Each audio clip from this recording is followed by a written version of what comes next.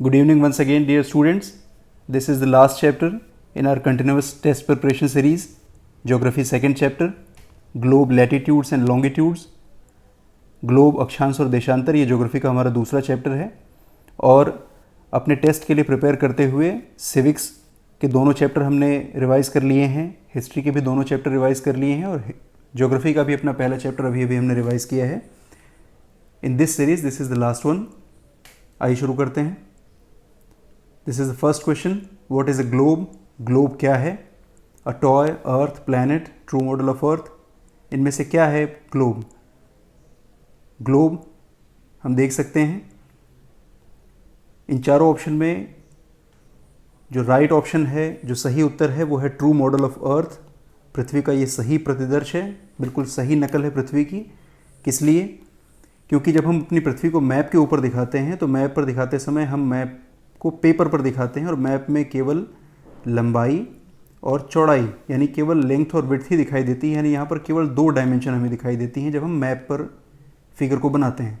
लेकिन एक्चुअल में हमारी जो धरती है उसमें दो डायमेंशन नहीं है, लंबाई और चौड़ाई के अलावा उसमें तीसरा डायमेंशन ऊंचाई का भी है, यानी लेंथ और विड्थ के अलावा height is the third dimension. यानी वास्तव में जो हमारी दुनिया है वो 3D में है, 3 डायमेंशन में है। और पृथ्वी को सही ढंग से दिखाने के लिए हमें पेपर पर दिखाने के बजाय उसको 3D में दिखाना चाहिए, जिसमें लंबाई चौड़ाई के साथ ऊंचाई भी दिखाई जाए। तो पृथ्वी का जो सही मॉडल होगा इस लिहाज से वो ग्लोब होगा।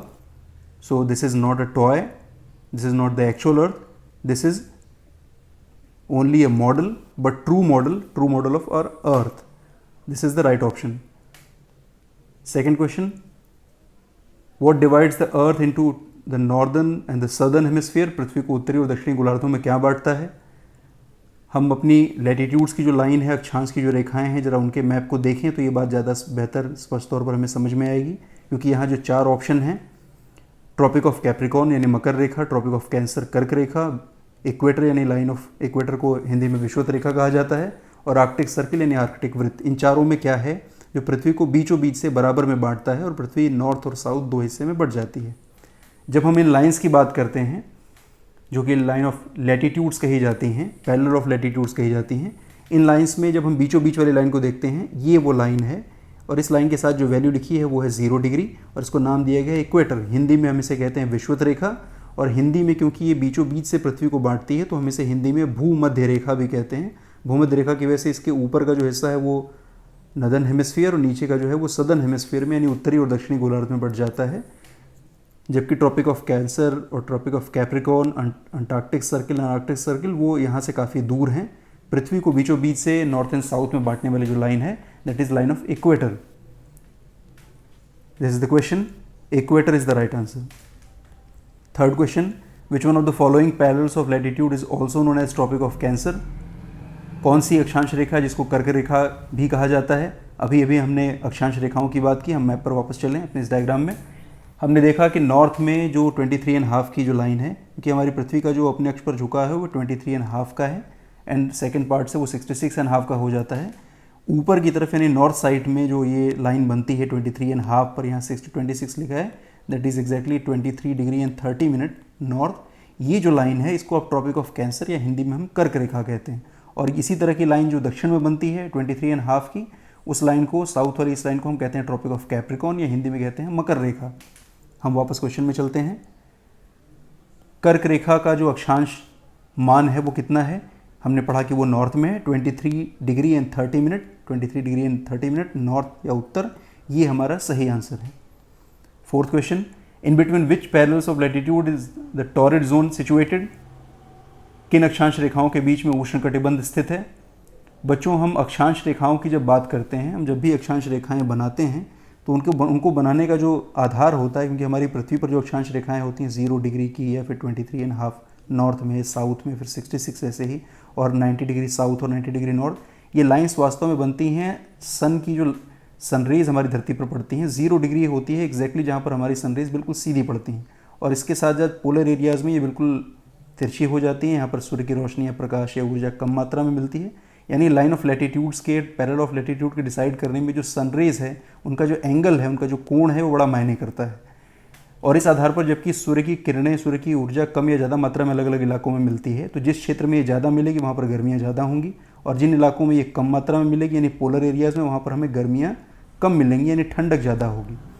अब हम बात करते हैं अपने क्वेश्चन की और दिए गए डायग्राम के साथ। हमें इस क्वेश्चन में ये बताना है कि जो टॉरिड जोन है, या हिंदी में हम उसे उष्ण कटिबंध कहते हैं, वो किन दो लाइंस के बीच में पड़ता है। हम आपके बुक के डायग्राम को भी इस्तेमाल करें, साथ में एक और डायग्राम को भी इस्तेमाल करें, दोनों में सेम ही बातें लिखी गई हैं। हमने 0 डिग्री लाइन को भी पढ़ा जो लाइन ऑफ इक्वेटर कही जाती है, भूमध्य रेखा कही जाती है, और इसके बाद इससे ऊपर की तरफ 23.5 ये कर्क रेखा है और 23.5 ये नीचे की तरफ साउथ वाली कैप्रिकॉर्न की लाइन है, ट्रॉपिक ऑफ कैप्रिकॉर्न। इनके बीच का जो जोन है उसको टॉरिड जोन लिखा है। यहाँ पर आपकी टेक्स्ट बुक में भी लिखा है इक्वेटर से ट्रॉपिक ऑफ कैप्रिकॉर्न और ट्रॉपिक ऑफ कैंसर के बीच का ये जो क्षेत्र है इसे लिखा है ये दिस इज टॉरिड जोन यानी उष्ण कटिबंध। पृथ्वी पर सबसे ज़्यादा गर्मी इसी इलाके में मिलती है और इसके बाद जैसे जैसे हम पोलर एरियाज की तरफ जाते हैं टेम्परेचर कम होने लगता है और पोलर एरियाज तक पहुँचते पहुँचते काफ़ी ठंड हो जाती है। 23.5 एंड 23.5 नॉर्थ एंड साउथ के बीच का जो जोन है उसको हम टॉरिड जोन या उष्ण कटिबंध कहेंगे। उसी तरीके से 23.5 से लेकर 66.5 नॉर्थ वाले को हम कहेंगे ये आर्कटिक सर्किल है 66.5 पर, और इसको हम कहेंगे टेम्परेट जोन। नीचे की तरफ भी एक टेम्परेट जोन बनती है 23.5 साउथ के साथ एंड 66.5 साउथ के साथ, जहाँ पर अंटार्कटिक सर्किल है और इनके बीच का जो जोन है वो सेकंड टेम्परेट जोन होता है। ये साउथ का टेम्परेट जोन है और ये नॉर्थ का टेम्परेट जोन है। टेम्परेट जोन को हिंदी में हम शीतोष्ण कटिबंध कहते हैं, यानी शीत और उष्ण दोनों, गर्मी और ठंडक दोनों होती है। जबकि 66 से बाद शुरू करके और 90 डिग्री यानी पोलर एरियाज तक दोनों ही जगहों पर जो जगह है उसको फ्रिजिड जोन या जमा हुआ इलाका कहा जाता है, क्योंकि यहाँ पर बहुत ज़्यादा ठंडक पड़ती है। इसको हिंदी में हम शीत कटिबंध कहते हैं। यानी हमने टेम्परेचर के बेसिस पर जो तीनों कटिबंध बनते हैं, टॉरिड या ट्रॉपिकल, टेम्परेट या जिसको शीतोष्ण कटिबंध हिंदी में कहा जाता है, और तीसरा वाला फ्रिजिड या पोलर, इस तरीके से हमने अपने जोन को समझ लिया। अब हम क्वेश्चन की बात करें। क्वेश्चन में दिया गया है किन अक्षांश रेखाओं के बीच में उष्ण कटिबंध है। हमने अभी अभी देखा कि ये जो ट्रॉपिक ऑफ कैंसर है और ट्रॉपिक ऑफ कैप्रिकॉर्न है, कर्क और मकर रेखा के बीच का जो इलाका है, यानी 23.5 north to 23.5 30 degree south, 30 minute south, इनके बीच का जो क्षेत्र है, यानी पहला जो ऑप्शन है वो सही आंसर है इसका। हम अपने मैप में भी देख सकते हैं 23.5 this one is torrid zone, उष्ण कटिबंध है ये। नेक्स्ट क्वेश्चन की बात करते हैं हम। This is the 4th one and this one is 5th। पांचवा जो हमारा क्वेश्चन है, which of the following zone is situated between 66 degree 30 minute south and pole, यानी कि ये दक्षिणी गोलार्ध की बात कर रहा है। दक्षिणी गोलार्ध में जो अंटार्कटिक सर्किल है 36 एंड 30 का जो ये नाम है वो अंटार्कटिक सर्किल होता है। हमें ये नाम याद कर लेना है अपने डायग्राम के ऊपर। वहाँ से शुरू करके और ध्रुवों के बीच का जो क्षेत्र है उसे क्या कहा जाएगा। हम फिर से अपने उस पुराने डायग्राम को देखें। 66.5 की बात की गई थी, 66.5 डिग्री साउथ यहाँ पर है, और वहाँ से लेकर के पोलर एरियाज तक यानी ध्रुवों तक ये जो बीच का जोन है इसे कहा जाएगा फ्रिजिड जोन। ये फ्रिजिड जोन कहा जाएगा, दिस इज फ्रिजिड जोन। तो हमारे इस क्वेश्चन का जो आंसर है वो फ्रिजिड जोन होगा, शीत कटिबंध, for the 5th question. Now move to the next question 6th। Which one of the following is called the prime meridian. मानक मध्याह्न रेखा किसे कहा जाता है। बच्चों यहाँ पर जो जितने भी ऑप्शन दिए गए हैं 23.5 north and south, 82 30 east and west, ये चारों ही ऑप्शन गलत हैं, क्योंकि मानक मध्याह्न रेखा या प्राइम मेरिडियन वो लाइन है जिससे पूरी दुनिया में हम समय का कैलकुलेशन करते हैं और उसका वैल्यू 0 डिग्री है। 0 डिग्री की ये मेरिडियन लाइन है, 0 डिग्री का लॉन्गिट्यूडनल वैल्यू होती है ये, और ये लाइन जाती है लंदन के ग्रीनविच से। तो यहाँ पर क्योंकि ऑप्शन में चारों ही ऑप्शन गलत दिए हुए हैं इसलिए ये प्रश्न गलत हो जाता है, लेकिन हमें इसका सही आंसर पता होना चाहिए। प्राइम मेरिडियन की जो वैल्यू है वो 0 डिग्री है। 0 डिग्री लॉन्गिट्यूड, हिंदी में लॉन्गिट्यूड को कहा जाता है देशांतर, और देशांतरों की मदद से ही हम किसी भी जगह का जो स्थानीय समय है वो निकाल सकते हैं। प्राइम मेरिडियन की बात मैंने की, प्राइम मेरिडियन 0 डिग्री कही जाती है और ये लाइन जाती है लंदन से। आप यहाँ देख सकते हैं ये ब्रिटेन है और ब्रिटेन की कैपिटल लंदन से ये लाइन गुजरती है प्राइम मेरिडियन, और लंदन से हमारा देश पड़ता है पूर्व में। आप मैप पर डायरेक्शन पहचान सकते हैं, दिस इज ईस्ट, और हमारे देश से ये जो जगह है वो वेस्ट में पड़ती है। ये हमारा इंडिया है, इंडिया से ये जगह वेस्ट में पड़ती है और लंदन से हम ईस्ट में पड़ते हैं। तो 0 डिग्री की जो लाइन है ये प्राइम मेरिडियन है जो लंदन से रॉयल ऑब्जर्वेटरीज होकर के गुजरती है। Next question 82 degree 30 minute east longitude is known as Indian Standard Time IST। भारतीय मानक समय के रूप में 82.5 डिग्री की जो पूर्व देशांतर रेखा उसको माना जाता है। इज इट ट्रू और फॉल्स। This is true. बच्चों हम भारत की बात करें, भारत के मैप में देखें तो हमारे पास जो हमारा लॉन्गिट्यूडनल जो एक्सटेंट है वो है 68 डिग्री 7 मिनट ईस्ट से शुरू करके 97 डिग्री 25 मिनट ईस्ट तक, यानी लगभग हमारे पूरे देश के बीच में लगभग 30 डिग्री लॉन्गिट्यूड का अंतर आ जाता है। और इसकी वजह से दोनों जगहों पर सुबह होने में काफ़ी अंतर समय का हो जाता है। आप जानते हैं अरुणाचल में सबसे पहले सुबह होती है, ये हमारे पूरब में है। अरुणाचल में सुबह होने के एग्जैक्टली 2 घंटे के बाद गुजरात में सुबह होती है, यानी सूर्य का जो उदय होता है, सनराइज़ होता है, वो अरुणाचल में 2 घंटे पहले होता है, जबकि गुजरात में 2 घंटे के बाद होता है। लेकिन फिर भी भारत में असुविधा ना हो समय की, इसलिए हम बीचों बीच वाले समय को पूरे देश का एक मानक समय मान लेते हैं, स्टैंडर्ड टाइम मान लेते हैं। यहाँ देखिए इसको स्टैंडर्ड मेरिडियन लिखा गया है।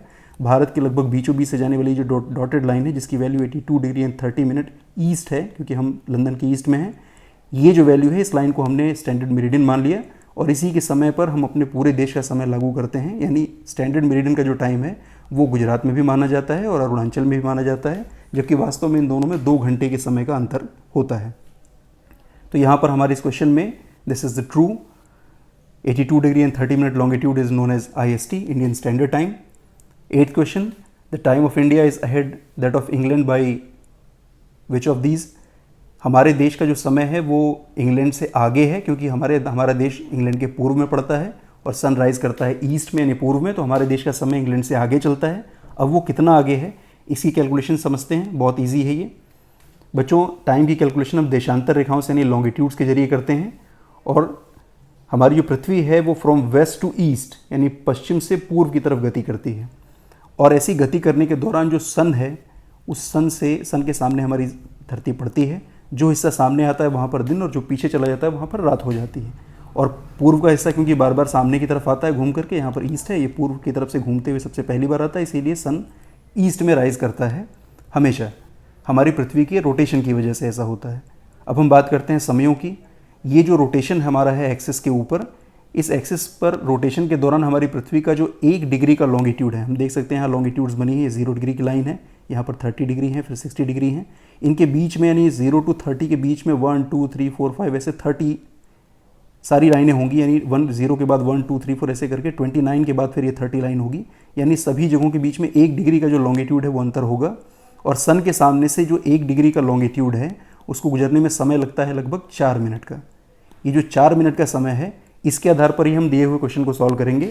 हमें क्वेश्चन में दिया गया है कि जो इंग्लैंड है वहाँ से हमारे देश का टाइम कितना आगे है, तो इंग्लैंड का जो लॉन्गिट्यूडनल वैल्यू है दैट इज़ 0 और भारत का जो स्टैंडर्ड टाइम है अभी हमने पढ़ा, स्टैंडर्ड IST जो है हमारा 82 डिग्री 30 मिनट है, जिसको शॉर्ट में हम लिख सकते हैं 82.5, क्योंकि मिनट्स में जो सेकंड्स होते हैं और घंटे में जो मिनट्स होते हैं वो 60 होते हैं। तो हमने इस हिसाब से इसको किया, तो 60 के हिसाब से 30 जो है वो हाफ बैठता है, यानी 82 डिग्री एंड हाफ डिग्री का डिफरेंस है हमारे और इंग्लैंड के बीच में। और हमको पता है कि 4 मिनट का समय लगता है एक किसी भी अक्षांश को सूर्य के सामने से गुजरने में। अब हम इसको ज़रा साफ़ सुथरे ढंग से इसको फिर से सॉल्व करें, ज़्यादा इजी हमें समझ में आएगा। हमने ये पता कर लिया कि इंग्लैंड से हमारे देश के बीच का जो देशांतर का अंतर है वो वास्तव में 82.5 डिग्री से आप इंग्लैंड को माइनस करेंगे, आ जाएगा 82.5 डिग्री का। और हमें पता है कि 1 डिग्री को पार करने में लगते हैं 4 मिनट, तो हम 82.5 एंड 82.5 को 4 से मल्टीप्लाई कर देंगे, ये आ जाएगा लगभग 330 मिनट्स। फिर हम 330 मिनट्स को डिवाइड कर दें 60 से, क्योंकि मिनट्स को अगर आपको घंटे में कन्वर्ट करना है तो आपको 60 से मल्टीप्लाई करना पड़ेगा। जब आप इसे 60 से मल्टीप्लाई कर देते हैं तो ये लगभग आ जाता है 5.5 यानी लगभग 5.5 घंटे पूरे और आधे घंटे को हम कहते हैं 30 मिनट, यानी 5 घंटे और 30 मिनट। ये हमारा सही उत्तर होगा इस क्वेश्चन के लिए कि इंग्लैंड से हमारा जो देश का समय है वो 5.5 घंटे 5 hours 30 मिनट आगे चलेगा। अब हम अपने सवाल में आ जाएं, अपने प्रश्न में आ जाएं। यहाँ पर क्वेश्चन पूछा गया और वहाँ पर एक ऑप्शन है सेकंड, 5 hours and 30 मिनट्स, 5 घंटे और 30 मिनट का समय भारत आगे रहता है, इंग्लैंड 5.5 घंटे समय पीछे चलता है, यानी सूर्योदय हमारे यहाँ पर 5.5 घंटे पहले हो जाता है। अब हम बात करते हैं नेक्स्ट क्वेश्चन की। ये जो पिक्चर दिखाई गई है, which lines are shown in given picture, हमें लाइन्स को देख करके पहचान सकते हैं क्योंकि ये north pole to south pole को जोड़ती हैं, यानी ये लाइन ऑफ लॉन्गिट्यूड्स हैं, ये देशांतर रेखाएं हैं। अगर ये अक्षांश रेखाएं होती तो ये पूरब से पश्चिम की तरफ जाती कुछ इस तरीके से। यहाँ पर हमारे दिए गए फिगर में, दिए गए पिक्चर में जो आंसर है दैट इज लॉन्गिट्यूड या देशांतर। Last question of the quiz, where is the British Royal Observatory situated, British राजकीय वेधशाला कहाँ पर स्थित है। हमने अभी भी बात की, क्योंकि ये ब्रिटिश वेधशाला है, ब्रिटेन की राजधानी में है, राजधानी ब्रिटेन की है लंदन। लंदन से गुजरने वाली जो 0 डिग्री की लाइन है वहीं से बाकी जगहों का समय निर्धारित होता है, इसीलिए 0 डिग्री वाली उस लाइन को हम प्राइम मेरिडियन कहते हैं, मानक मध्याह्न रेखा कहते हैं। ये रॉयल ऑब्जर्वेटरी है इंग्लैंड की, जहाँ पर इसे बनाया गया है। और ये जो लाइन दिखाई दे रही है इस कंटिन्यूस लाइन के साथ, इसी तरीके से ये जो लाइन है इसको प्राइम मेरिडियन या 0 डिग्री का लॉन्गिट्यूड माना गया है, 0 डिग्री का देशांतर है। और इसी से पूरी दुनिया भर के समय की गणना की जाती है ब्रिटिश रॉयल ऑब्जर्वेटरी की, इसी लाइन के जरिए। यहाँ पर आपका एक क्विज़ कंप्लीट होता है। आई होप ये चीज़ें आपको समझ में आ गई हैं। इसे भी आप अपनी कॉपी में नोट करेंगे विद करेक्ट आंसर, और अपने टेस्ट के लिए अपना सबसे बेस्ट प्रिपेयर करेंगे और सबसे अच्छा करेंगे। Very best of luck to you for your test. Thank you.